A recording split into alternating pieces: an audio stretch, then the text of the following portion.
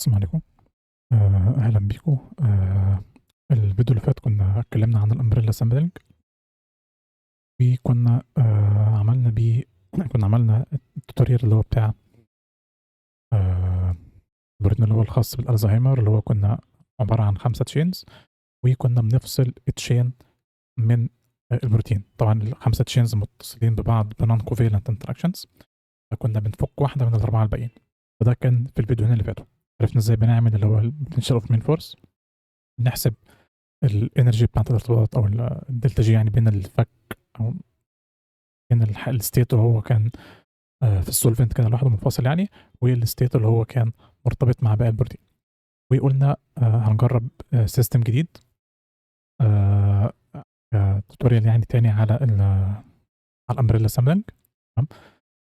فدوّة الsystem الجديد عبارة عن زي ما هو واضح كده membrane صغنون كده، وفي كده مركب فوق ده أسبرين المفروض، وبنعمل له كده، بنخلّيه يعدّي الmembrane من برّه لغاية جوّه. تمام. طبعًا دي بس الsimulation بتاعة الboiling نفسها، طبعًا عمّال يعدّي جوّه أهو، تمام، لغاية ما بيطلع من الناحية التانية. أوكي. طبعًا هتقول لي إيه ال العصيانة الطويلة دي، ده عشان أنا مش شايل الperiodic boundary conditions خلاص هي زي ما هي، يعني بس أنا كنت عايز بس أوريك اللي هو إحنا ممكن نعمل حاجة زي كده. عندك مركب مثلًا برّه في membrane بتخلّيه يعدّي أو بتسحبه من حيث إنه يعدّي الmembrane نفسه. تمام. فده اللي إحنا هنحاول نعمله النهارده في الفيديو دوّة. طيب هو أولًا membrane كده صغنون بس عشان يبقى حاجة تقدر تتعمل بسرعة. تمام. أنا عملتها على الجهاز عندي حتى مش ما احتجتش سوبر كمبيوتر. membrane عبارة عن ليبيد واحد الBOPC، و أبعاده كانت تقريبًا حاجة صغيرة تقريبًا 20 في 20 25 في 25 حاجة زي كده، اللي هو الطول والعرض يعني. تمام. فكانت في كل leaflet في كل يعني الupper leaflet والlower leaflet تقريبًا في حوالي 20 أو 22 تقريبًا ليبيد متهيأ لي. 24 و24. تمام. طيب ده أنا جهّزته إزاي؟ ده هنبقى نشوف بقى دلوقتي. طبعًا أنت عارف إن الcharm GUI لو دخلنا كده عليه هنلاقي إيه فيه؟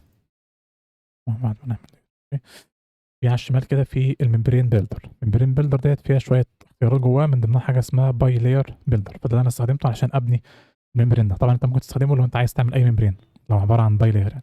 تمام. طيب أنا عملت إيه؟ أول حاجة بنيت membrane لوحده من غير أي حاجة، طبعًا بالمَيّة والأيونات وكده، وعملت له equilibration بس، وبعد كده خدت الstructure ده وضِفت عليه الأسبرين، ده المركب اللي هو كان في الفيديو في الprojector من شوية. طبعًا أنت ممكن تحط أي molecule أنت عايزه، بس كان حاجة صغيرة بس عشان إيه، تخلص بسرعة. تمام. فجِبت الmembrane بعد ما خلص الequilibration لوحده، حطيت عليه الأسبرين. تمام.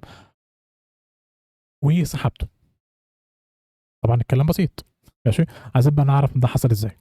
أول حاجة هنخش هنا طبعًا على الcharm GUI، نخش على الmembrane builder. تمام by layer اللي إحنا فيها دلوقتي، وهتقول له إيه membrane only system. دي أول خطوة أنا عملتها. تمام. أنا لمّا يحمّل ماشي، هيقول لك هنا أنت إيه اللي حصل؟ ماشي، هيقول لك هنا أنت عايز أول حاجة طبعًا الlength بتاعة Z اللي هو الارتفاع بتاع الbox بتاعك. هل أنت عايزه طبعًا الlength بتاع الZ ده هيعتمد على المَيّة الموجودة، أنت هتضيف مَيّة كتير هتقللها وهكذا. فأنا هاخلّيها water thickness 22.5 فوق وتحت، أنجزتهم طبعًا. تمام. والlength بتاع الXY بقى اللي هو الطول والعرض بناءً على إيه؟ يعني إيه بناءً على إيه؟ يعني هل أنت عايزه طبعًا الطول والعرض معتمد على الlipids نفسها. تمام. بناءً على الlipids نفسها عددها يعني. ماشي. فأنت عندك هنا اختيارين الratio أنت عايز نسبة الlipids في الouter leaflet بالنسبة للي جوّه قد إيه، أو number of lipid molecules أو components يعني. أنا خلّيتها في الtutorial ده أو اللي أنا عملته يعني كان ratio of lipid components. تمام. واخترت membrane أو إن هو واحد من الlipids اللي هو كان الphosphatidylcholine واللي هو الBOPC، وقُلت له هات لي هنا نسبة 1 آسف. جوه بالنسبه اللي بره 1 ل1 الريشيو قايل لك هنا upper leaflet ratio او lower leaflet ratio. تمام. طيب بعدين بتيجي هنا بتقول له انت عايز اللينس قد ايه؟ انت هنا مش بتحدد عدد ليبيدز، انت بتحدد نسبه. انت لو مثلا عايز الليبيد الطول وعرضه مثلا 100% وانت قايل له النسبه 1 ل1 فهو هيحدد عدد الليبيدز بناء على طول وعرض الاريا بتاعتك او الممبرين بتاعك. انا تقريبا اخترت متهيألي 25 50 انجستروم تقريبا. بعد كده بتدوس على شو سيستم انفو فهيقول لك هو حسب بقى اللي هو قال لك هضيف 37 ليبيد فوق وتحت كعدد. تمام. واطوال البوكس بتاعك تقريبا 50 انجستروم بوينت 27. انا تقريبا ما كانتش 50 تقريبا كانت 30 اعتقد ايا كان يعني العدد. ماشي 40 تقريبا 40 ماشي. فعشان طلع معايا 24. تمام. فده اللي انا اخترته. انت طبعا انت حسب انت عايز تعمل ايه، حاجه ترجع لك انت يعني. ماشي. طبعا هنا انا كنت بعدي موليكيول صغير فبالتالي ما كنتش محتاج اكبر البوكس بتاعي. ماشي. ف 24 فوق وتحت واطوال 40 في 40 تقريبا انجستروم يعني 4 نانو 4 نانو كانت كويسه تقريبا. تمام. بعد كده بتدوس نيكست. هو تقريبا الخطوات كلها نيكست لغايه الاخر مفيش حاجه غريبه هتتعمل.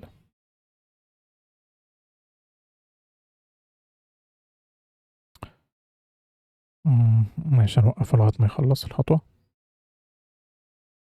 تمام. بعد كده خطوه الايونز العاديه خالص NaCl مثلا والايونات التركيز بتاعها. ماشي نيكست.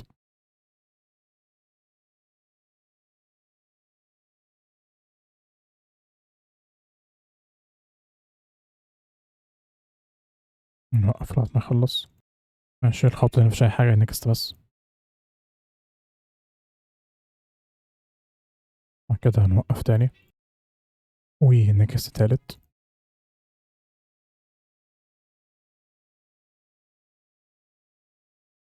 نوقف تاني. وطبعا اخر خطوه اللي هي بتاعه الفورس فيلد واختيار البرنامج طبعا جروماكس. هنا البي ام اي زي ما الديفولت اللي هو الاوتوماتيك يعني. الانسامبل NBT ومثلا التمبريتشر 610 كلفن. تمام. ونيكست. بعد كده بتنزل طبعا الفايل خلاص في الاخر. فانا مش هنزله تاني خلاص كنت منزله قبل كده. الفايل اللي هو فين هنا جروماكس. تمام. طبعا هنا انا رنيت السيميوليشن عندي. تمام. ففي فايلات كتيره موجوده.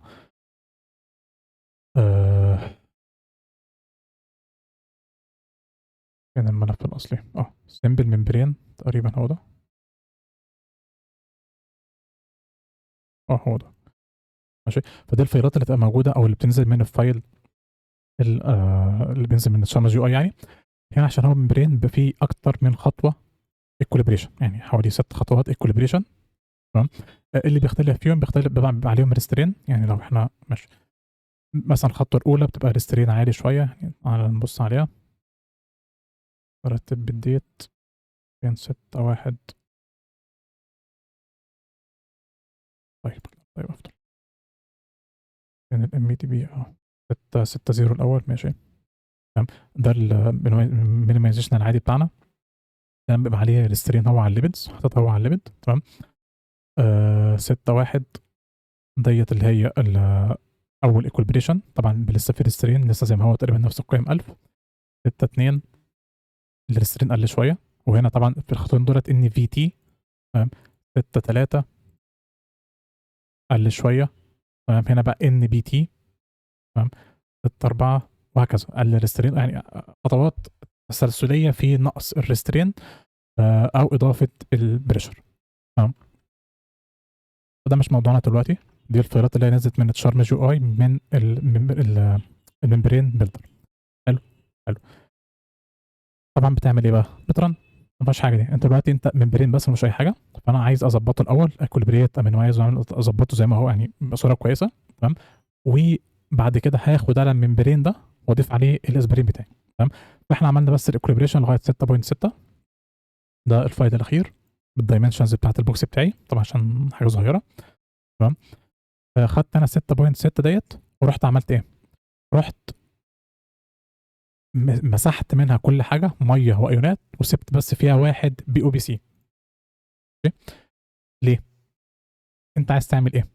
أنا عايز في الآخر عايز أعمل ممبرين وعليه الأسبرين مثلًا بتاعي، تمام، يعني السيستم النهائي بتاعك هيبقى ممبرين ليبيد واحد، نوع واحد من الليبيدز، أسبرين ده المركب، ions NaCl ومَيّة، تمام، الNa والCl والمَيّة كده بيتضافوا من Pharma يعني، تمام، فأنت الحاجة الغريبة اللي هتضيفها هو الأسبرين بتاعك، تمام، فأنا عملت إيه، بعد ما فصلت أو مسحت المَيّة والأيونات وكل الليبيدز ما عدا واحد اللي هو ال1-BOPC ونزّلت الأسبرين بتاعي من الPubChem.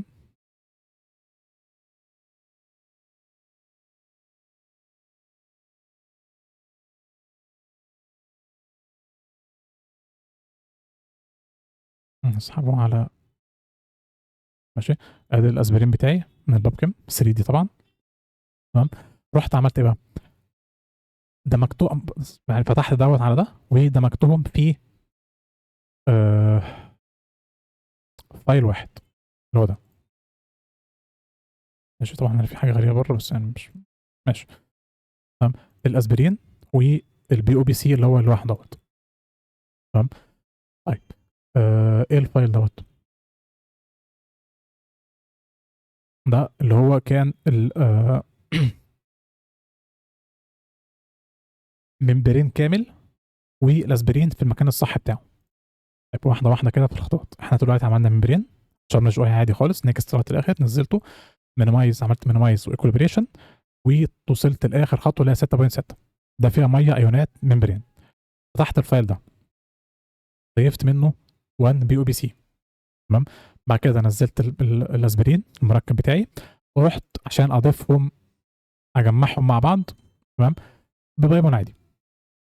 فتحت دوّة يعني سحبت دوّة على ده، أدي الممبرين بتاع الليبيد بتاعي وعليه الأسبرين تمام، وسيّفتهم مع بعض، فيها مشكلة؟ ما فيش مشكلة تمام، بس هنا بس في نقطة، لو أنا تعالَ كده نعمل الخطوة دي دلوقتي تاني، أدي ال1-BOPC تمام، وأروح ساحب عليه المركب من PubChem مكانهم فين بالنسبة لبعض؟ بعاد جدًا عن بعض، فأنا لو رفعت الفايل ده كده وهُم بعاد جدًا على بعض على Charm.GUI هيعمل لي box كبير.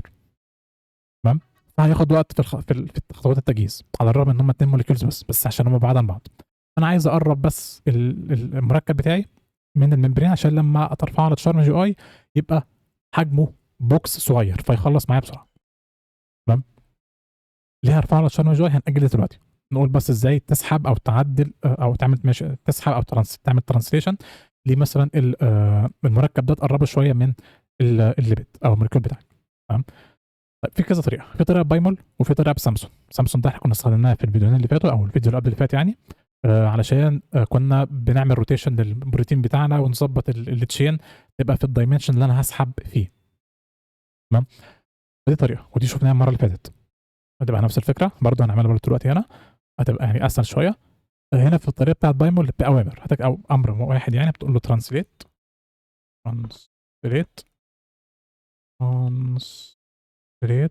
مسافة وبتعمل زي vector أو list يعني قوس اللي هو الsquare bracket وتقول له أنت عايز تحرّك أنهي dimension بمقدار قد إيه، يعني دلوقتي أنا هاختار المركب بتاعي، عايز أقرّب المركب من الليبيد، وأنا ما أعرفش هنا في بايمول مش مبين لي فين الX والY والZ فأنا هاقعد أجرّب، فأنا أقول مثلًا 0 0 X وY يعني، ومثلًا في الZ مثلًا هاحرّكه 10 موجب أنجستروم تمام، طب هاتحرّك إيه؟ أنا عايز أحرّك السيلي فهتبقى بعد ما تقفل القوس اللي هو بتاع الليستة ديّة كوما وتقول له الحاجة اللي أنت عايز تحرّكها تمام، بعد كده كوما وتقول له الكاميرا يساوي 0 أدي المركب اتحرّك أهو، اتنقل كلّه على بعضه، تاني أهو مش عارف كده هو بيبعد والّا لأ، فنلِف قرّب شوية تمام، كده الZ ماشي ضبط شوية، نطلع تاني للقمر نخلّي الZ 0 ونشوف كده مثلًا لو أنا حرّكت في الY 10 هيروح فين؟ قرّب منه صح كده؟ آه، 10 تاني مثلًا 10 تالت حلو، وممكن نحرّك في الX بحيث يبقى أقرب شوية لو حرّكنا 10 كده، ماشي، ممكن نخلّي 10 تاني.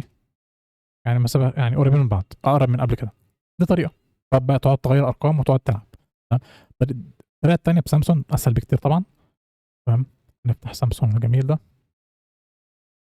ونفتح نفس الفايلين اللي هم الBOPC والمركب بتاعنا. ماشي، نعمل كده زوم، ادي المركب تحت قاعد اهو والليبت فوق، انا عايز اقرب المركب من الليبت، فهنا على الشمال الاوبجكتس بتاعتنا هنختار اللي هو اسم المركب اللي هو 2 2 4 4 ده، وهتلاقي كده في القائمه على الشمال في كده بتاع كده في اكس واي زد، اروح ساحب كده وهعمل كده، على كده نلف، نيجي تاني نختاره، نحركه هنا، نحركه كده، خلصنا بس، امسح من ولا اوامر ولا اي حاجه. تمام، طبعا بعد ما بتعمل ده هنا او في بايمول كده كده بتسيف، فنقول هنا سيف از. تمام، نسيفه ايه بقى؟ هنا نسيفه بي دي بي، ماشي، عشان ده اللي هترفع على شارم جي اي.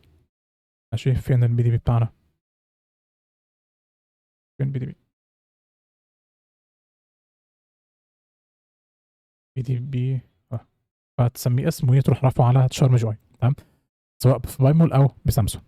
تمام، طيب كده عرفنا ازاي نظبطهم او يعني نقربهم من بعض عشان نرفع على شارم جي اي. ليه بقى ارفع على شارم جي اي وهو اصلا مولكيول واحد اسبرين ومولكيول واحد بي او بي سي؟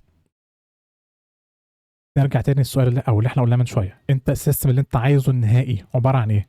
ممبرين ايا كان عدد البي او بي سي اللي فيه، بس هو 1 ليبيد طيب، مولكيول اسبرين او اسبرين ايا كان العدد برضه، وميه، وان ان ايه وسي ال، صح؟ طيب انت عايز ملفات فورس فيلد يبقى فيها الخمسه دولت مع بعض، هتعرف انت تعملهم بايدك؟ طب هتعرف اعملهم مانيوال، خلاص اعملهم. تمام، بس لو مش عارف روح على شارم جي اي وهو يطلع لك الفورس فيلد الجاهز، فده اللي احنا بنعمله دلوقتي. انا دلوقتي جهزت اللي هو الاسبرين مع 1 بي او بي سي اهمت، تمام، هرفعه على شارم جي اي. طب فين الميه والايونات؟ ما هم كده كده هيتضافوا، دول الخطوات الاساسيه في الشارم جي اي. خلاص كده ادي اسبرين، ادي انواع، انا بتكلم عن انواع موليكيولز مش عدد. تمام، واحد اسبرين او اسبرين بي او بي سي، والميه والان اي اس ار كده كده هيتضافوا في الخطوات على شارم جي اي، فهيطلع لك في الاخر سيستم فيه الخمسه حاجات اللي انت عايزهم. تمام، فدي الخطوه اللي احنا كنا بنعملها دلوقتي. تمام، طيب بعدين عايزين بقى يبقى كده شارم جي اي بعد ما ترفع الفايل ده اللي هو فيه واحد من هنا وواحد من هنا، تمشي الخطوات عادي خالص على السوليوشن بيلدر. تمام، و تكمل في الاخر. طبعا لو هو هنا اسم كان مختلف مش بي او بي سي، تعدله تخليه بي او بي سي عشان يتعرف على الممبرين صح او الليبت صح. تمام، وبالتالي يختار الفورس فيلد بتاعه صح. تمام، وكده كده المولكيول هترفع له يا اما مولتو فايل او الاس دي اف فايل عشان الفورس فيلد برضو بتاع الاسبرين. تمام، طيب فهيطلع لك ايه في الاخر؟ هيطلع لي ملف في الاخر اللي هو طبعا ملف مضغوط في الاخر عادي خالص ما فيهوش اي مشاكل زي اي خطوه بتعملها قبل كده. 4.0 4.1 و5 برودكشن دولت من التشارم جي اي. ده هنا السيستم بقى عباره عن ايه؟ لو انا سحبت مثلا ده وبصينا عليه، ماشي، بركز على الانواع، ستريت بتاع اسبرين، بي او بي سي، ميه، ان اي وسي ال اللي هو اللبن الصغير ده، كده الخمس انواع مظبوطين، فبالتالي الفورس فيلد بتاعهم مظبوط، الا يختلف العدد. ماشي، طب نرجع بقى تاني للملف هنا الفولدر ده، عايزين بقى نجهز سيستم في العدد صح. ده بقى اللي هو انت هتعمله سيميليشن بقى. يبقى انا كده تشارم جي اي نزل لي الفورس فيلد بتاعه التايبس الخمسه. تمام، دلوقتي اللي عملته دلوقتي هو تظبيط عدد والاورينتيشن بتاع المركبات عشان يبقى السيستم بتاعي ككوردينيتس جاهز للبولينج السحب. تمام، طيب ده هنعمله ازاي؟ سامسونج برضو ازاي؟ انت هنا 6.6 ديت كانت ممبرين ميه ايونات، حلو، امسح الميه والايونات، مش هيبقى لك الممبرين كامل بالشكل الصح بتاعه. تمام، اسحب عليه الست الاسبرين. طبعا ده عملنا سامسونج، خلاص بقى نفتح تاني سامسونج، ماشي، واسحب ايه 6.6. وهنا عشان هو دوت جي ار او فهيقول لك اوتوماتيك هتعرف على بقى الفايلات التوبولوجي والتي بي ار والحاجات بتاعته يعني، وفي اندكس وكل حاجه. تمام، واروح ساحب عليه ايه الاس دي اف اللي هو بتاع الاسبرين. تمام، نكبر تاني. طيب لو لفينا كده وعملنا زوم، الاسبرين قاعد تحت هنا اهو عند التقاطع بتاع الاخضر والاحمر تحت اهو، ماشي. تمام، وباقي السيستم بتاعي اللي هو الممبرين بالميه بالايونات بكل حاجه فوق هنا. تمام، طبعا مكان الاسبرين مش صح، انا عايز اخليه فين؟ عايزه اخليه مثلا فوق، يبقى الممبرين يعني الممبرين يبقى ادي الممبرين اهو، يبقى فوق هنا. تمام. فاول حاجه هنعمل ايه؟ هنشيل الميه والايونات، مش عايز ايونهم دلوقتي. من الميه والايونات نيجي هنا الصود والسله والتي اي بي هنمسحهم. ادي الممبرين اهو بس قاعد، والليبيد والاسبرين قاعد تحت اهو. اختار الاسبرين، ندوس هنا عشان نسحبه بس في الزد، طلعنا في الزد، نشد في الاكس. تمام. نروتيت كده زي الفل السيستم اهو، وانا مش شايف حاجه. ماشي. تعالى نغير شكله. بيجي منين؟ فيجوالايز تقريبا. يعني. ماشي نخليه ايه فاندرفيل عشان بس واضح شويه. تمام. فادي الستريت قاعد فوق اهوت. ماشي. طبعا هنا مش في السنتر الممبرين، فانا عايز اسحبه سنه هنا كده. ماشي. يمكن الزد عالي شويه فهننزله زد تحت شويه، بس نقرب شويه من سطح الممبرين. طيب. فتقريبا كده ايه، في سنتر اكس وواي ممبرين، والزد قريب من الممبرين بتاعي. ماشي. فده كده الاورينتيشن الصح مثلا بتاعي.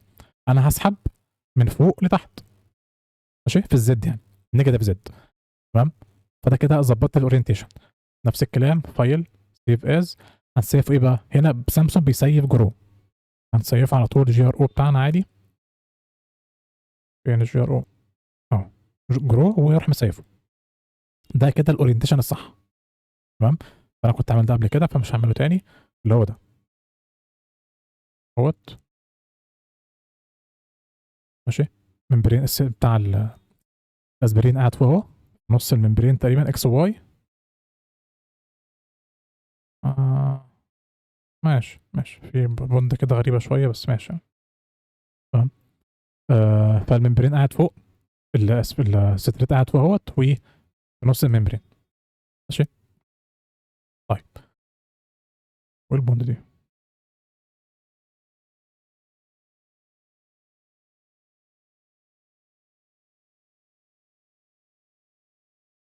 مش حاجه غريبه كده. طيب. ايا كان. ماشي. بتاع هو كده ككوردينيتس مظبوطه طبعا، ولا في ميه ولا في ايونات ولا في اي حاجه. تمام. تعالى كده نبص على السيل. ايه ده اللي هو ده عشان ده بي دي بي. طيب. ماشي. انا كده جهزت ايه؟ الكوردينيتس بتاعتي. هناخد دوت كوبي. تمام. في فولدر كده حلو هنسميه مثلا ايه بول. ماشي. ادي في الفايل بتاعنا اهو. بس هنا باخد بالك دوت جي ار او، يعني احنا سيفناه من آه اسمه ده سامسونج، سيفناه جي ار او، التاني كان بي دي بي. ماشي. فادي الجي ار او. تمام. بتاع فوق اهو. ماشي. طيب. لو بصينا كده على الجي ار او ده، نزلنا تحت، هتلاقي في اكس واي زد ارقام معينه، ايا كانت الارقام مش هتفرق، كده كده هتتعدل. تمام. انت هتعمل ايه؟ المفترض انك هتسحب في الزد عمودي على ممبرين. تمام. فاتجاه الحركه بتاعتك او اتجاه السحب هو الزد، فانت هتحافظ على الاكس واي زي ما هما، والزد هي اللي تغيرها. طب هجيب القيم دي منين؟ الصح. لو رجعنا تاني للفولدر الاصلي اللي هو بتاع الكوليبريشن، تعالى في 6.6 دوت جي ار او، انزل في اخره، ادي الابعاد بتاعتك الصح. تمام. هتاخد الاكس واي زي ما هما، والزد هتعدلها هتزودها طبعا. تمام. انا خليتها 15. ليه 15؟ اشمعنى 15؟ عشان لما انا حسبتها، انا عارف ازاي هنحسبها بعد شويه، لقيت ان المفترض اتحرك تقريبا 7 نانو. ده تقريبا سمك الممبرين تقريبا، او يعني من البوزيشن اللي انا كنت بادي فيه في الست بتاع الاسبرين لغايه ما يعدي الممبرين تقريبا 7 نانو. فاحنا عارفين من المره اللي قبل اللي فاتت تقريبا ان ملف الخطوات بتاعنا كان ايه؟ هنا بيقول لك ايه؟ غير البوكس دايمنشنز تو بي اكستندد ان ذا دايركشن اوف بولينج، بين قوسين البولينج ديستانس اللي هي 7 نانو اللي انا عايز اسحبها. تمام. شود بي اقل من نص الدايمنشن اللي انت بتسحب فيه. يعني كده انت بتسحب في الزد. تمام. هتسحب كام؟ 7 نانو. حلو. طيب فبالتالي 7 نانو دي المفترض تبقى ايه؟ البولينج ديستانس اللي هي 7 نانو اقل من نص الزد. تمام. يعني السبعه اقل من النص.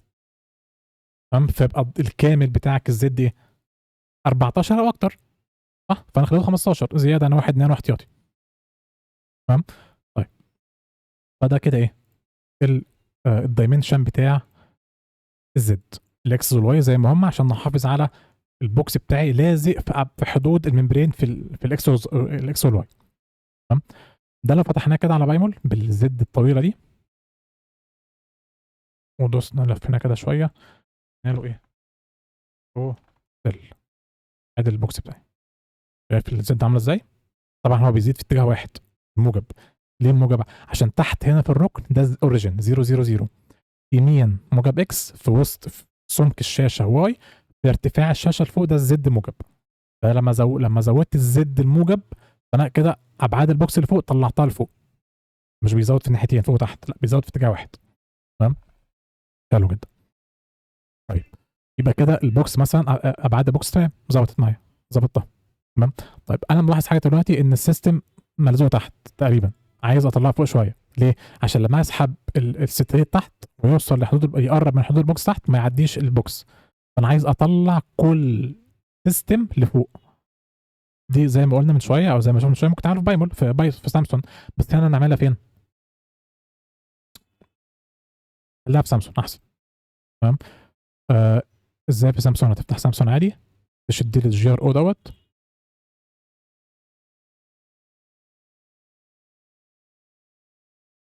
اللي هو في البوكس بتاعه مظبوط، اوبن، هيقول لك حاجه كده مش مهم، اوكي. آه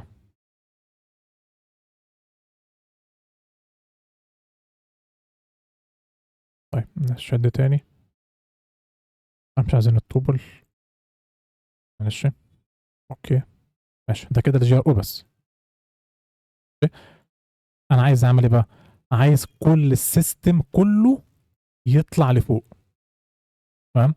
طيب فازاي نشد كله؟ الشمال كده في الاوبجكت بتاعنا اللي فيه كده بتاع زي زي خليه النحل، اختارها كده، اختار كل حاجه موجوده عندك، ندوس على الاكس واي زد ديت وتسحب فوق في الزد. مثلا عايز اطلعه انجستر مثلا 20 انجستر مثلا، كده انا شفت كله لفوق، البوكس زي ما هو، السيستم الاتوم زي اللي طلع بس. تمام. ده تاني فايل سيف از دوت جي ار او، ده هيطلع لي ايه؟ السيستم بتاعي شيفتد، يطلع لي السيستم بتاعي شيفتد فين؟ في الزد بس. تمام. يعني ده لو بصينا كده عليه اللي هو الشيفتد، نعمل كده ايه؟ جوه السيل، نبص كده، شايف المسافه تحت حصل لها ايه؟ زادت. ليه؟ انا ما زودتش البوكس، انا شفت كل حاجه لفوق. تمام.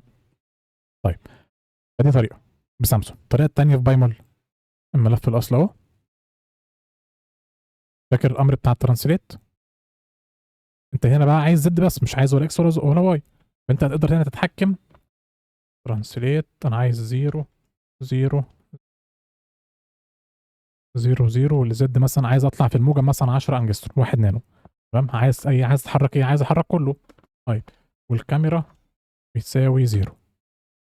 اول بس ناخد ده كده قط ونعمل شو ماشي، عشان بس نشوف ايه الحركه بتاعتنا عامله ازاي. تمام. نعمل بس الامر بتاعنا، شفت اللي حصل ايه؟ كله اتحرك وانت شايف البوكس، فتقدر تتحكم بقى، شوف انت عايز تزود تاني، عايز تقلل تحت، زي ما انت عايز. طبعا احنا بنتحرك بس في الزد بس، فوق وتحت. تمام. الموجب طبعا لفوق، السالب ايه؟ لتحت. تمام. فمثلا ظبطنا رفعناه شويه فوق، فكده كويس. ماشي. طبعا هتسيف دلوقتي، هتسيف ايه؟ بايمول هيسيف بي دي بي، بايمول 2، ما اعرفش بايمول 3 بيسيف دوت جي ار او لا. ايا كانت سيفت بي دي بي. ماشي. فبي دي بي اهوت، ده انا سيفته هنا، مفيش اي حاجه فيها معلومات عن البوكس، او اسف البوكس بتاعي، الاكس والواي والزد ايه هما؟ بي دي بي. تمام. احنا كده كده هنشتغل جروماكس، انت عايز تحول البي دي بي دوت لايه؟ لجروماكس.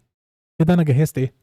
جهزت كوردينيتس مظبوطه، البوكس ابعاده مظبوطه اكس واي زد، وظبطت الشيفت بتاع السيستم بتاعي في المكان اللي انا عايزه. نبدا بقى دلوقتي خطوات ايه؟ تجهيز السيستم بتاعنا للبولينج. احنا خلاص عملنا بريبير، دي ما عملناش لسه. تمام. قلنا دي مش يعني ممكن تعملها، ممكن تعملهاش، حاجه حسب شوف انت عايز ايه. شفنا الميه والايونات شفناها اهو، بعد ما ما عملنا الخطوه اللي هي بتاعت ال 6.6 بتاعت الممبرين بس. ظبطنا السيستم كاورينتيشن، تمام. عدلنا البوكس سايز وخلينا الزد 15 نانو. تمام. وظبطنا السيستم بتاعنا. هنا مديك امر بس يعني مش لازم، احنا خلاص عملناه مانيوال بسامسون او ببايمول اي حاجه. تمام. الخطوه الاخيره بقى ايه؟ نسولفيت. صح. طيب قبل ما نسولفيت هناخد دلوقتي، انا واقف، خد بالك انا واقف فين؟ انا واقف في فولدر مختلف عن الفولدر اللي هو فيه خطوات الاكوليبريشن بتاعت الممبرين بس. انا خدت 6.6 مع اللي هو الكومبايند افتر اكوليبريشن ده. تمام. اللي هو ممبرين مع اسبرين. تمام. خدته لوحده، جيت في فولدر اسمه بول، حطيته هنا اللي هو ده. وبعد كده ظبطنا البوكس في الزد، زودناه وشفتنا السيستم كله اللي فوق في الزد. تمام. وسيفنا كبي دي بي.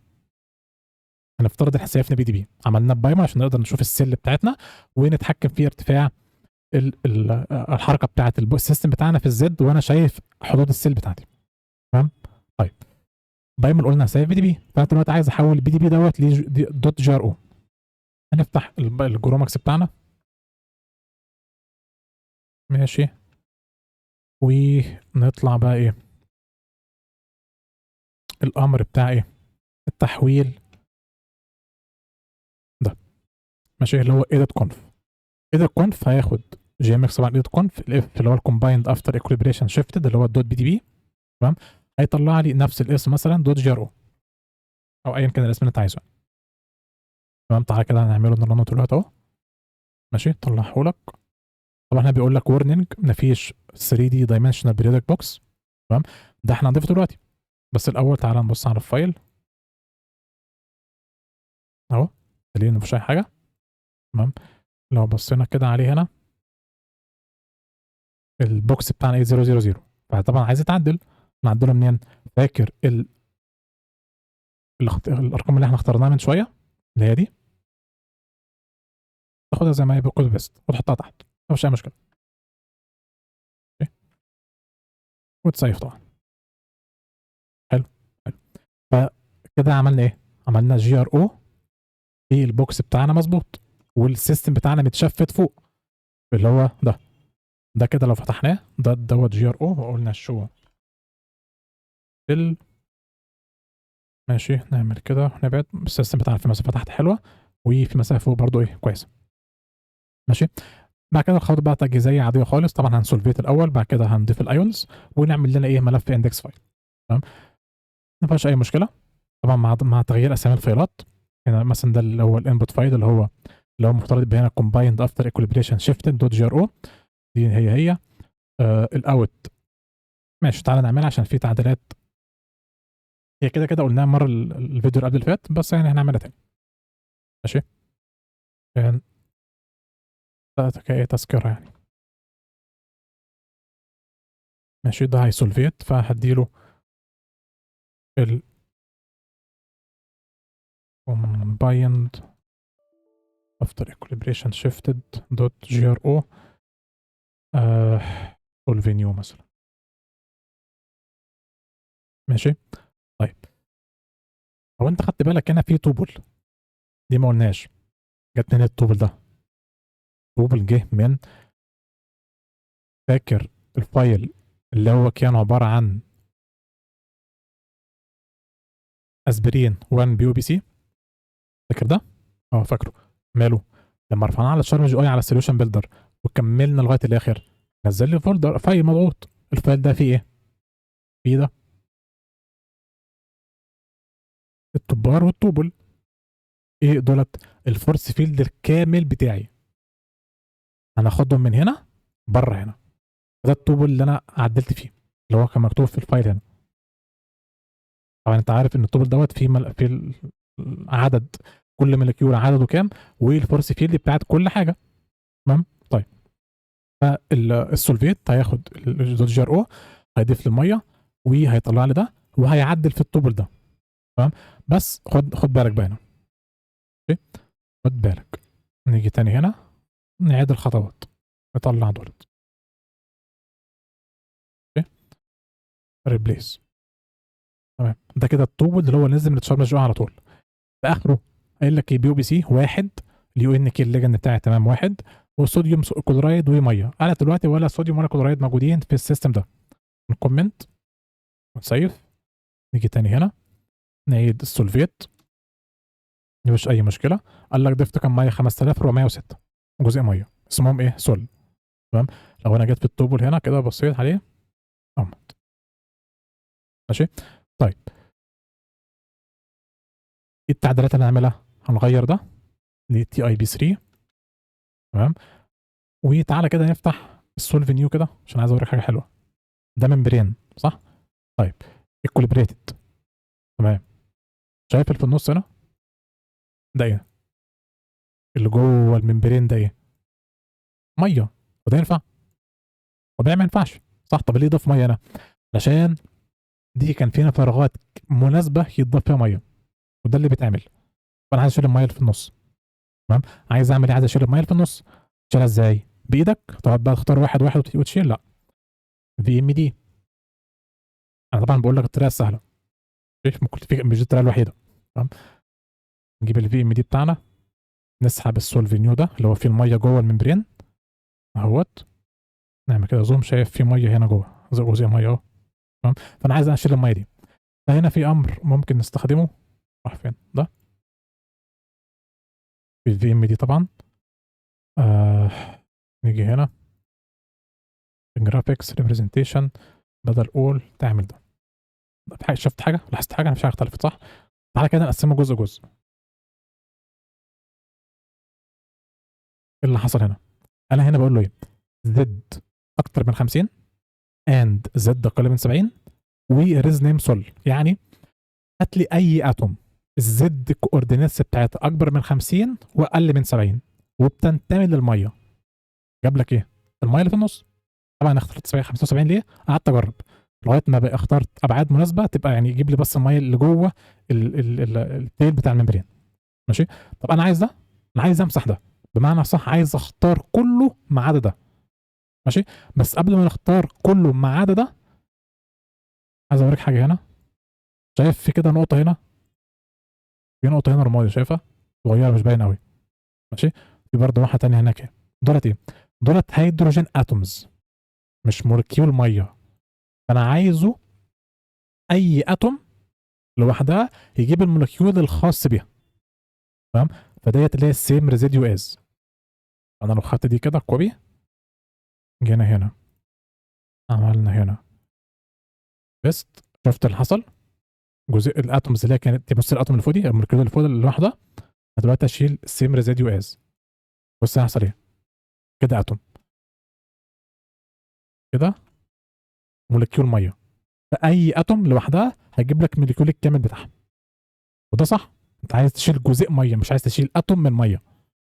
تمام؟ فلازم الsame residue as. طب أنا لغاية دلوقتي مختار المَيّة اللي جوّه، أنا عايز أعكس بقى. خلاص انفي، حُط not في الأول. كده.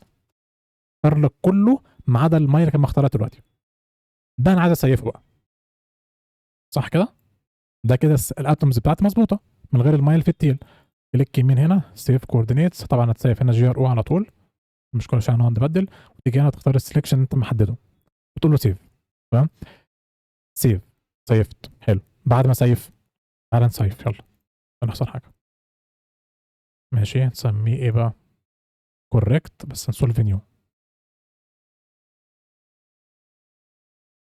أوكي، ونسيّف. تمام. فين الsolve new correct أهوّة. ده بقى تعالَ نفتحه كده أهو ماشي. هنا كده المفترض ما يبقاش فيه مَيّة في النُص. بُص كده، نضيف كده الlipids بيلمع، التيل بتاعه بيلمع. تمام؟ طيب، مش إحنا مسحنا مَيّة؟ حلو، جزيئات، جميل جدًا. فبالتالي فاكر الطوبول كان فيه إيه في آخره؟ عدد جزيئات، فده هيتعدل لكام؟ طيب تعالَ بقى نفتح ده بقى بprimer اللي هو new solve new correct دوّة، آسف sublime. المَيّة اسمها إيه؟ دلوقتي لسه اسمها sol. حلو. control F find SOL هيقول لك في كام match؟ 15948 سطر مش مولكيول. تمام؟ نفتح الآلة الحاسبة بتاعتنا. 15 9 4 8 على كام؟ على 3. ليه 3؟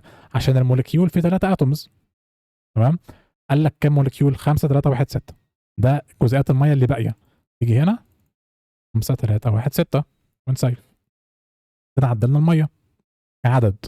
بس خد بالك الميه هنا في ملفات الفورس فيلد اسمها تي اي بي 3، هنا اسمها ايه؟ سول. فانا عايز اعدل، يبقى كنترول اتش اند فايند السول مسافه، اعدلها بايه؟ تي اي بي 3. ليه السول مسافه؟ عشان تبقى الاينمنت محتفظ بيه، ما تشفتلكش السطور. تمام. طيب اسامي الاتومز، المي الاو هنا مسمى او دبليو، الهيدروجين اتش دبليو 1 اتش دبليو 2. هل دي الاسامي اللي موجوده في الفورس فيلد بتاعي؟ ما اعرفش، تعال نبص. طيب ادي الطبار اللي هو طلع من التشارم جي اي، التي اي بي هنفتحه، الاسماء اسمها ايه؟ او اتش 2 اتش 1 اتش 2. فالاسامي هنا لازم تكون اسامي نفس الاسامي اللي هناك. حلو. طيب تعالى نعدل، نصيف بس الاول. انت عايز تعدل اي او دبليو اللي المفترض تبقى او اتش 2، تمام، وتحافظ على الالاينمنت. تمام. خد لي بالك هنا الاسامي، شوف الاسامي مكتوبه ازاي. اتش دبليو 1 او دبليو مسافه، تمام. فهنختار او دبليو مسافه، هتبدلها بايه قلنا؟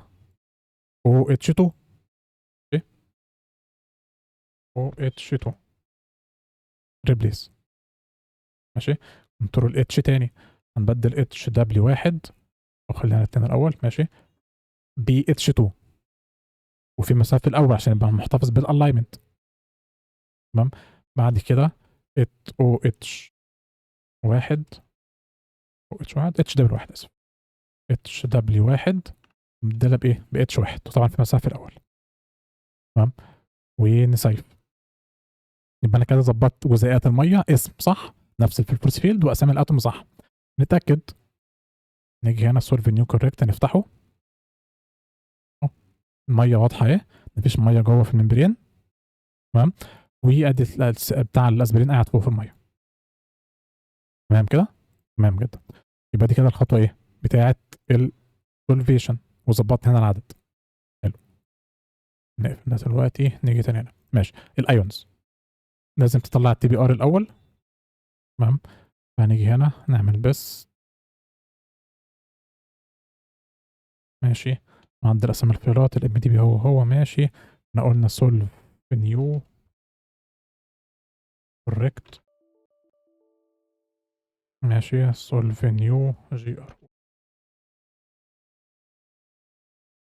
سولف نيو كوريكت اسف. هنا الريسترين، هنا في المينيمايزيشن في ريسترين كوماند يعني. تمام. ونفس التوبل انا بس هنا بحول ايه؟ بطلع تي بي ار بس. تمام. في حاجه غلط. ماشي. ايه الغلط التاني؟ كام بي او بي سي؟ واحد. انت عندك واحد؟ لا مش عندي واحد، امال عندي كام؟ تعال نبص. طيب، هنبص فين؟ عايزين في السولف نيو كوريكت صح؟ حلو. نمسح المايه دلوقتي مش عايز انا، بس في بس تبقى واضحه. نعمل بي او بي سي من واحد لغايه كام؟ 46 47 48. عندك 48 بي او بي سي. حلو. جميل. نيجي هنا في التوبل، بدل واحد نخليها كام؟ 48 ونسيف. واللي يقول انك ايه؟ انت عندك واحد بس ايه؟ بس اسبرين. دولت كومنتد دلوقتي، والميه تحت ايه؟ ماشي. طيب تعالى نرن الامر تاني، ده اللي هو الجروم بي بي. طلع لك ورنينج بس بتاع ايه؟ ايه اللي حصل؟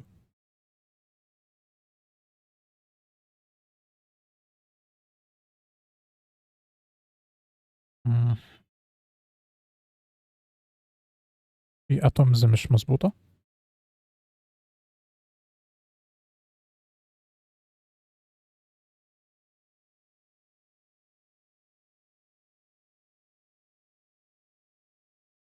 في حاجه عملناها غلط ولا ايه؟ 4 3 3.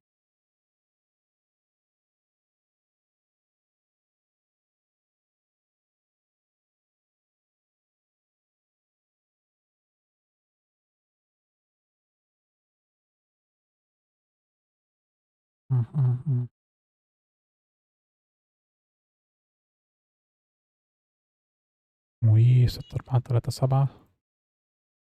ماشي. حاجات بس في الليجند يعني، ماشي، مش عارف ايه اختلفت. عامة مش هيفرق، هي كده كده ممكن لا زي اللي في التوبل تبقى او واحد هنا. ماشي. سي واحد H1 في الطبيعة ده المفترض ما يحصلش يعني، بس ماشي. صح كده والّا في حاجة تانية؟ مجرد بس تقريبًا. أوكي. run تاني ما فيش wording خلاص أهو. هو بس كان بيقول لك أسامي الatoms بتاعة الlegend مختلفة عن اللي في الforce field بس، فعدلنا بس الأرقام. تمام. ماشي. كده طلعنا الTBR عشان بس نضيف إيه الions. نرجع تاني هنا في الsteps أحط الions. ماشي. ممكن بس عشان إيه نوفّر وقت تبقى هنا الCLA والNA يبقى SOD. ماشي. التركيز دوّة هتستبدل إيه طبعًا بالمَيّة اللي هي رقم 4. ماشي. إحنا بدلنا إيه؟ طلعنا اسم الفايل كان اسمه إيه؟ solve ions. ماشي. solve ions أهي. ماشي الions أهي CLA والSOD. تمام. نفتح هنا ions الions بتلمع أهيّة. تمام. وطبعًا الtable عدّله ضاف لك فيه ال22 صوديوم و22 إيه كلورايد. تمام. حلو جدًا. كده السيستم بتاعنا إيه مَيّة، أيونات، ممبرين و بتاع citrate بتاع أسبرين. ماشي. حلو. دول كده خلاص. تمام. ماشي. الخطوة اللي بعديها index file. ماشي. خُد بالنا بقى هنا، أنت عندك هنا ممبرين. تمام. ففي حالة الممبرين لو جينا كده في الفايلات الMDB اللي طلعت من الممبرين بس لمّا كنا عملنا equilibration وبصينا مثلًا على 6.3 مثلًا MDB، إيه اللي موجود فيه هنا؟ عندك حاجة اسمها الممبرين طبعًا الsolvent. تمام. و تحت هنا في الcenter of mass groups إيه memb وsolvent. تمام. طيب هنا ده كان عشان السيستم كان ممبرين وsolvent بس، ما فيش أسبرين. لو أنت معاك حاجة تاني يبقى عندك حاجة اسمها جروب تالت هنا solue memb solve، وهنا هتبقى solue memb. ماشي. يعني هنيجي هنا في الindex file اللي إحنا بنعمله دلوقتي. ماشي. هنعمل إيه؟ أولًا أنت عندك ممبرين واحد بس، نوع واحد من الليبيدز الBOPC، فهننيم رقم 2 هنخليه إيه memb. ماشي. حلو. طيب الsolute مَيّة وأيونات، فهتبقى 4 مع 5 مع 6. 4 5 6. ده هننيم رقم كام ده؟ هننيم ال7. ماشي. هنسميه إيه solvent. ماشي. حلو. الsolute هو هنا الligand اللي هو رقم 3، فهننيم 3 نسميه إيه solute. ماشي. solute. تمام. بعد كده عندنا ممبرين مع solute مع بعض، يبقى 2 مع 3. ماشي. هننيم أو خلاص كان مسميه صح memb solute. ماشي.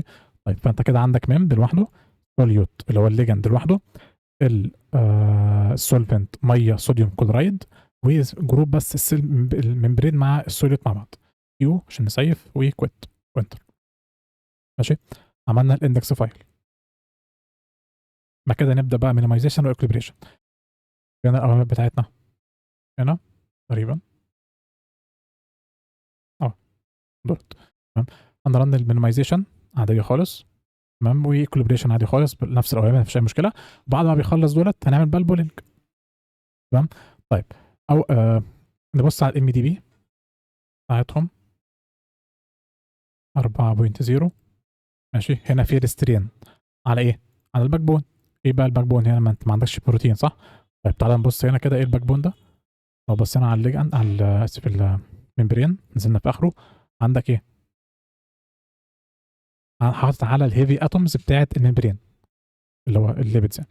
تمام. فده اللي على minimization. 4.1 اللي موجود نفس الكلام، ما فيش مشكلة. 4.2 نفس الكلام. ده ما فيش أي bulleting ولا أي حاجة. minimization عادي وequilibration عادي، بس عشان نضبّط المَيّة اللي هي حوالين الmembrane اللي إحنا ضفناها جديدة والأيونات بس. تمام. الpooling بقى هنا أنا جيت مرّة رنّيت من غير restrain ومرّة بrestrain على إيه؟ طبعًا على الmembrane بس. تمام، عشان بس ممكن تكون وانا بس بسحب الممبرين تتحرك معايا. فهنا انا عامل ايه بقى؟ قلت له الباك بون زيرو، يعني كل الهيفي اتوم زيرو ما عدا الايه؟ الفوسفورس اتوم عليها ريسترين. طب انت كان عندك حاجه اسمها كده؟ تعال نبص هنا، كله بي بي بي بي بي بي، كله بي بي. طب انا جبتها منين بقى دي؟ على كده نطلع في اول الفايل، فين اصلا الفوسفورس اتومز ديت؟ هي واحده بس هنا، رقم 20 اهي. ماشي. لو انت جيت تحت هنا، فين رقم 20 اهي. هتغير بس الاسم، بدل ما اف سي بي بي هنخليها كده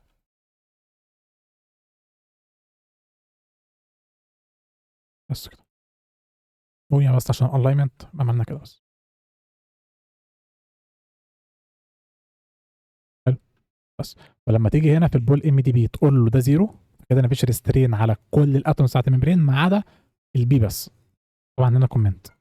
تمام. بقيه الحاجات ام دي عاديه خالص. الدي تي تايم ستيب 2. الستبس بقى 150 الف ستيب. ليه؟ طبعا بقيت الحاجات زي ما هي، بس انا غيرت البريشر، بدل ما كان برينير الرحمن خليته سير سكيل. ليه؟ عشان التاني ده برينير الرحمن دوت كان بيطلع لي وورنينج بيقول لي مش بيفضل تستخدمه. فلما خليته سير سكيل ما طلعش الورنينج، ممكن اشتغل في الحالتين، اشتغل بس عشان الورنينج يتشال بس. تمام. طيب هنا الجروبات سوليو، عشان قلنا عندنا 3 جروب: سوليو، ممبرين، سولفنت. فين؟ في التمبريتشر كنترول. البريشر ما فيش اي حاجه. هنا ممب سوليو والسولفنت. ماشي. هل دي كان اسمها ممب سوليو ولا العكس؟ ممب سوليو. طيب ماشي. البولينج بقى يس الكوردينيتس بتاعتك انت بتسحب حاجه واحده، دايمنشن واحد بس بيتغير. الجروبس 2 جروبس، تسميهم ايه؟ سوليو ممبرين، صح؟ ايه السوليو؟ الليجند اللي هو الاسبرين، والنيم بتاع التاني الممبرين. طيب يبقى ده كده الاتجاه الحركه بتاعتك او الدايمنشن الاتجاه اللي بيتحرك فيه او السحب. تمام. نوع الكوردينيت ده امبريلا هارمونيك بوتنشال. تبدا بالك هنا. قبل كده كنا هنا كان مكتوب ايه؟ ديستانس. الجيومتري ديستانس. بس في الديستانس انت بتعمل ايه؟ او ايه اللي بيحصل فيها؟ انا مثلا في الحاله بتاعتي هنا عندي ممبرين اهو. ماشي. والبتاع فوق هنا. ماشي. فانت بتقول له السنتر اوف ماس بتاع ده شدهولي للسنتر اوف ماس بتاع ده. ده معنى ديستانس. قربهولي. تمام. ده اللي بيحصل. او تبعده ايا كان. احنا دلوقتي هنا في الحاله هنا عايزين نقرب.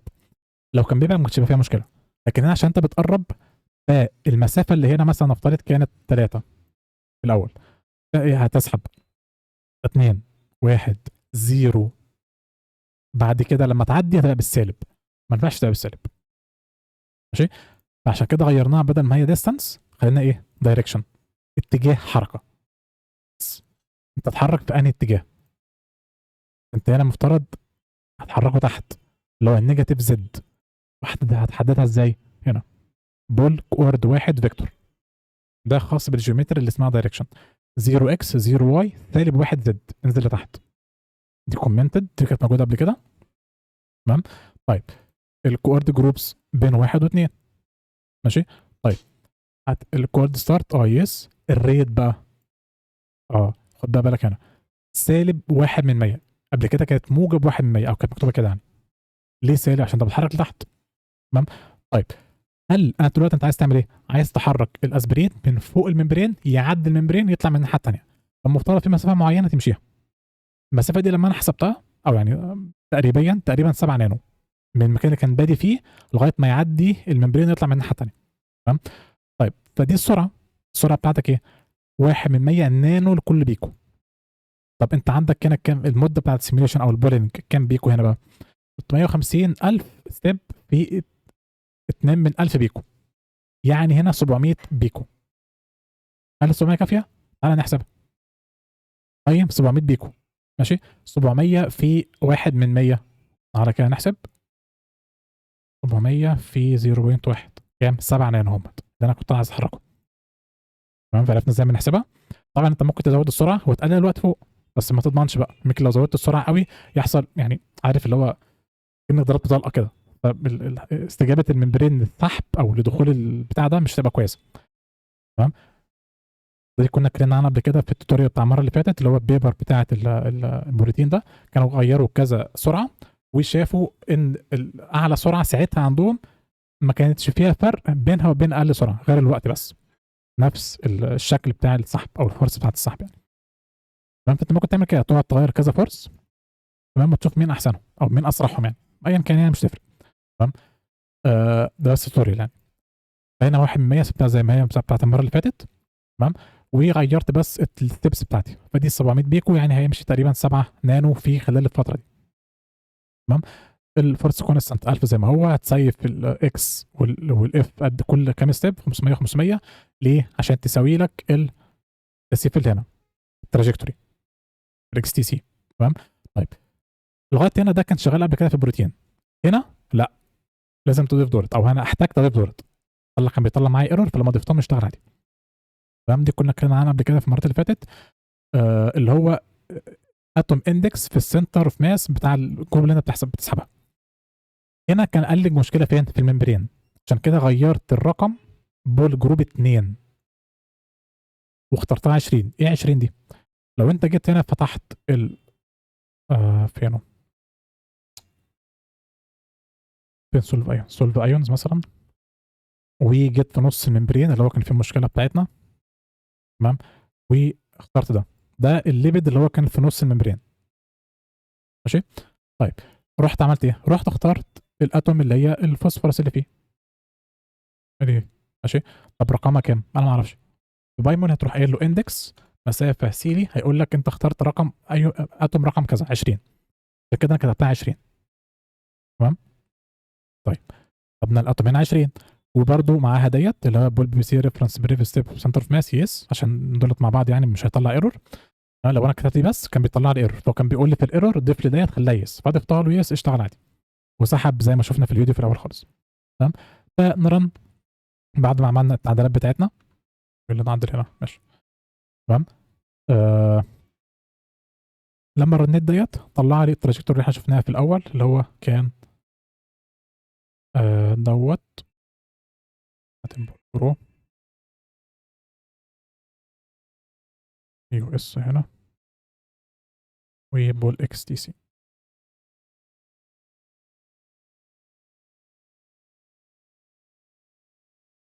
ماشي. ده اللي احنا لما بصينا عليه كده في الاول عملنا ديت كده. لا مش ده، انا شو از بيرز. ماشي. ورحنا عملنا كده، ده اللي احنا شفناه في الاول اهو.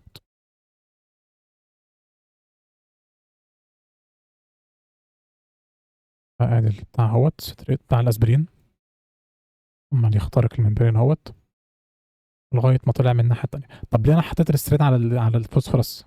عشان ممكن الفورس تكون كبيره جدا فالممبرين اتضغط على بعضه، فبس ثبت زي ايه، كانك جبت دبوسين ثبت بيهم الحاجه بتاعتك بس. ممكن تجرب تشيل الاسترين وتشوف هيحصل ايه، هل هيتضغط ولا هيفضل زي ما هو، الحركه زي ما هي، ولا إيه اللي هيحصل. تمام. ولو عملنا كده شو وانا مش هتغير معانا هنا. تمام. فادي الحركه او البولينج بتاعنا. تمام. طيب بعد كده كنا بنعمل ايه بقى؟ نفس الخطوات بتاعت المره اللي فاتت. عملنا البولينج، خد موديفايد بي بي سي اتوم في اي حاجه اسمها يو اس دوت ام دي بي، اللي هي كانت في الفايلات اللي هي اترفعت الفيديو اللي فات، اللي هم كانوا هنا ده وده. بي بي سي اتوم اللي احنا قلناه من شويه اللي هم دولت. هتضيف هنعدي بس الارقام اللي هنا هتبقى 20. نفس الكلام في الملف الثاني هنا. ماشي. وما ننساش نستخدم نفس البريشر كابلنج اللي هو كان السيري سكيل ده اللي ما طلعش الوردنج معايا، ونعدل الحاجات اللي هنا يبقى سولفنت سوليوت ممبرين، وهنا يبقى ممب سوليو ومع السولف، يعني نفس الحاجات اللي خاصه بالممبرين يعني. وطبعا هنا اسامي تبقى مختلفه، اللي هو الجروب 1 وجروب 2 في الاندكس فايل، ودي تبقى ماشي زي ما هي سبق اللي هي دايركشن. ونعدل هنا ويعني نفس التغيرات. طبعا الريت هيبقى زيرو عشان انت هنا هتعمل ايه؟ شوف بقى الامبريلا، البوتنشال بقى. تمام. فدول بنعدلهم، وبعد كده بتعمل ايه؟ هترن الجيت سنترز تمام. الجيت سنترز ده كان كود برضه كان موجود مع في الفيديو في اللينك في الديسكربشن المره اللي فاتت. يعني هنا ده بيعمل لك ايه؟ قلنا اللي بيفتح لك بيقرا لك البول اكس فايل ده اللي هو طلع من البولينج، تمام، ككوردينيتس او المسافه السيبريشن او البوزيشن يعني ايا كان، تمام. هتقول له السترايد انت كان بيسيف كل قد ايه؟ طبعا هنا عشان نفس عدد الفريمز او عدد الستبس في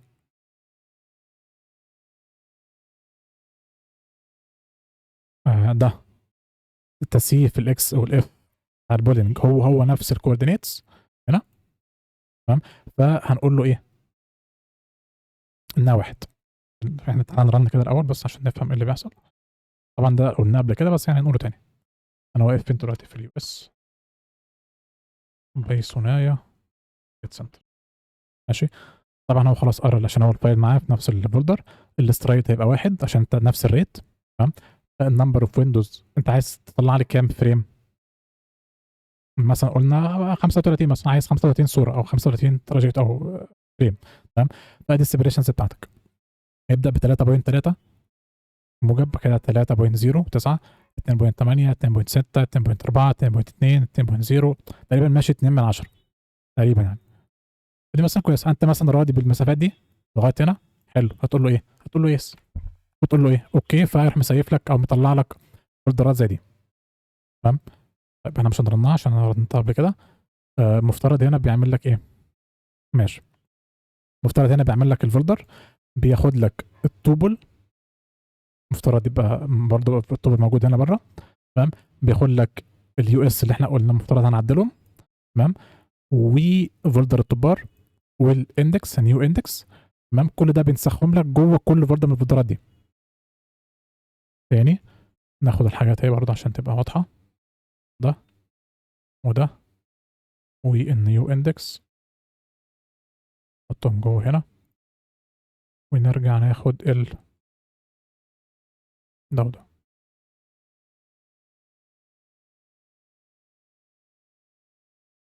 ماشي نمسحهم.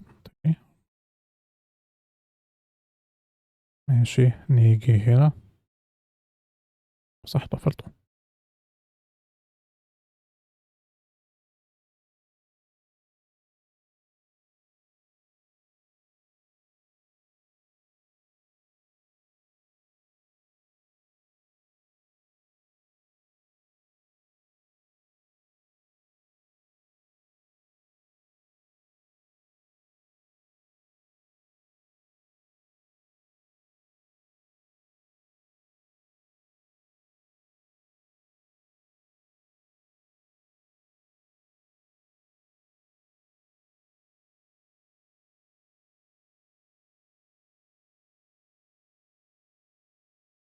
ماشي.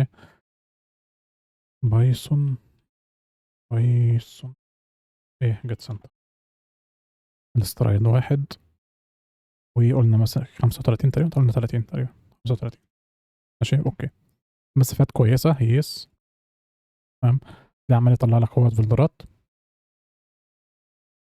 بيسيف لك فيها الفريمز اللي هي بتاعت خاصه بكل مسافه. ماشي. لو بصينا كده في اي واحد منهم هتلاقي فيه ايه؟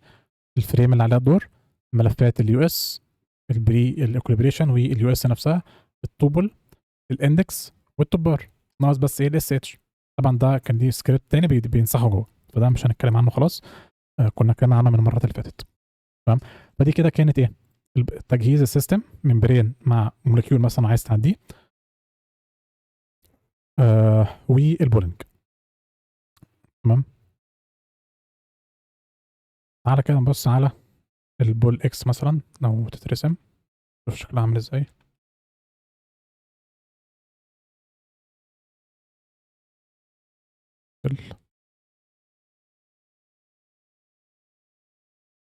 وانسرت. ماشي. انت طبعا كنت بادي ده كده مثلا نص الممبرين، تمام. انا كنت بادي فوق وعمال يعدي يعدي يعدي، عدى الممبرين تقريبا عند تايم كام؟ الزيرو كده مثلا، حاجه قريب من الزيرو. طبعا ده بالنانو طبعا.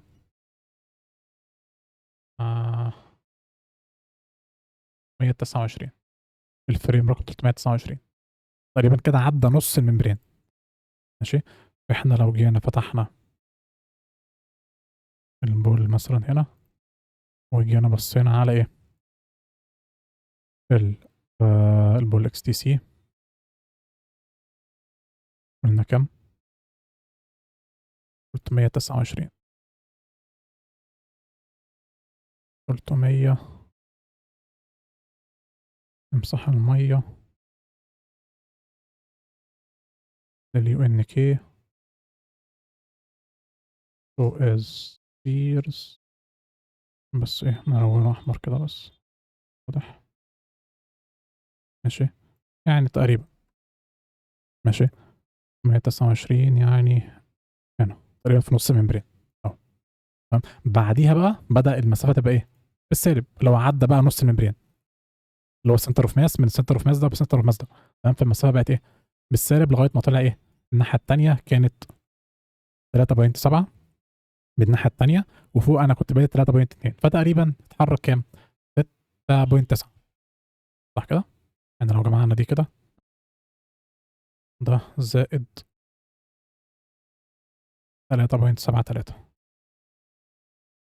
3.73 تقريبا 6.9 نانو، ده تقريبا الساعة بتاعتك. تمام. لو بصينا على الفورس تعالى نبص عليها كده احتياطي.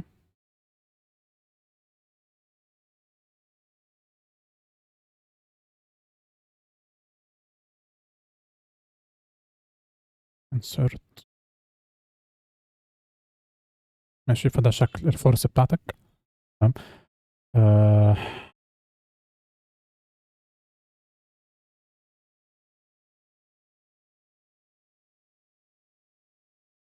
ماشي. طبعا هنا الوحدة بالايه؟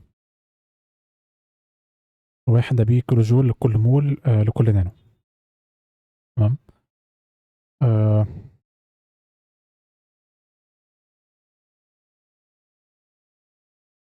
طبعا هو اتجاهها بالسالب عشان انت بس تحت، يعني مش حاجة غريبة يعني. ماشي، انت عمال تسحب لتحت لغاية ما جه مثلا عند كام؟ 180. تمام. لسه سالب بس الفرص قيمتها قلت لغاية ما ايه؟ يعني ما تقريبا ما طلع من برين الناحية التانية، احنا قلنا تقريبا يعني في الأواخر كان طلع.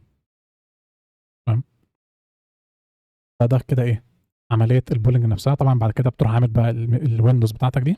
تمام، وترن بقى كل واحدة حسب الكمبيوتر طبعا عشان تبقى ترن بارل. وفي الآخر بتروح عامل ايه؟ حاسب البي ام اف. طبعا ده كنا شرحنا المرة اللي فاتت، فاللي حابب يعمله ممكن بقى يعمله مثلا هو مع نفسه. انت خلاص عرفت المشكلة ايه، او عرفت ازاي تبني الممبرين اصلا او تبني البداية. بعد كده كل واحد منهم ترن سيميليشن عادية، وكده كده معاك اليو اس ام دي بي فايل موجودة. تمام. في الفيديو اللي فات يعني. ف رن عادي خالص، ومعاك السكريبتات اللي هي كانت بترن اوتوماتيك، اللي هي كانت دولت اللي هو ايه بقى؟ اول حاجه هتكريت يو اس. هنشوف الخطوات تاني فرق قوي يعني. ماشي، خلاص عملنا الجيت سنترز. بعد كده هنرن كريت يو اس باتشز عشان تكريت الاس اتش فايلز في كل فولدر، وترن لك 100 نانو بيكو 100 بيكو ثانيه ان بي تي كوليبريشن. بعد كده 10 نانو سكند يو اس. تمام. بعد كده هترن اليو اس باتشز دوت بي واي عشان تعمل سبميت، وتتشيك لو انت عايز تتشيك يعني بالتشيك فينش، في حاجه خلصت في حاجه ما خلصتش، اللي خلص كده يعني. تبلوت الاوفرلاب بتاع الويندوز. تمام، بلوت اوفرلاب دوت بي واي، وتكريت تو فايلز كونتين النيمز بتاع التي بي ار والبول اف اكس بي جي السيم اوردر يوزنج ايه؟ كريت تي بي ار بول اف دوت بي واي. بعد كده تروح عامل بلوتنج للبي ام اف باستخدام تحسب اول حاجه الجي ام الوام اللي هو اسمه ده طلع البي ام اف. تمام، بعد كده تعمل لها بلوتنج باستخدام ايه؟ البلوت بي ام اف. طبعا كل الاكواد دي موجوده عندك، والخطوات برضو موجوده في الديسكربشن بتاع الفيديو اللي فات.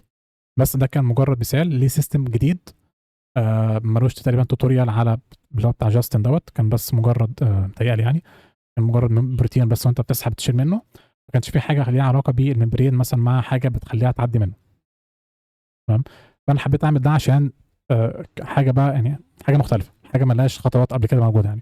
في الغالب انا ما اعرفش في حد عمل فيديو ليها قبل كده ولا لأ يعني، بس انا ما شفتش. تمام. آه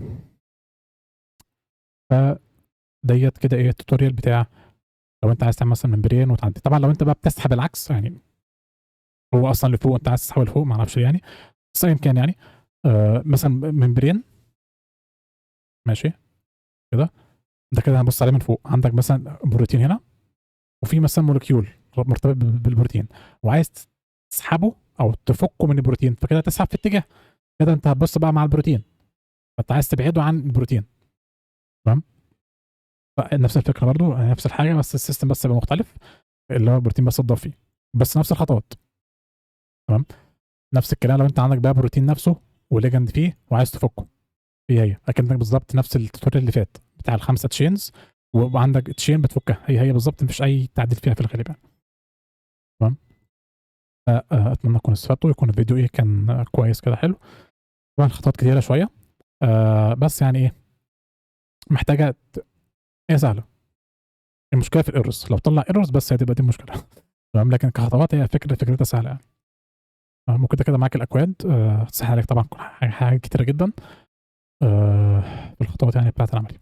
فاتمنى تكونوا استفدتوا والسلام عليكم.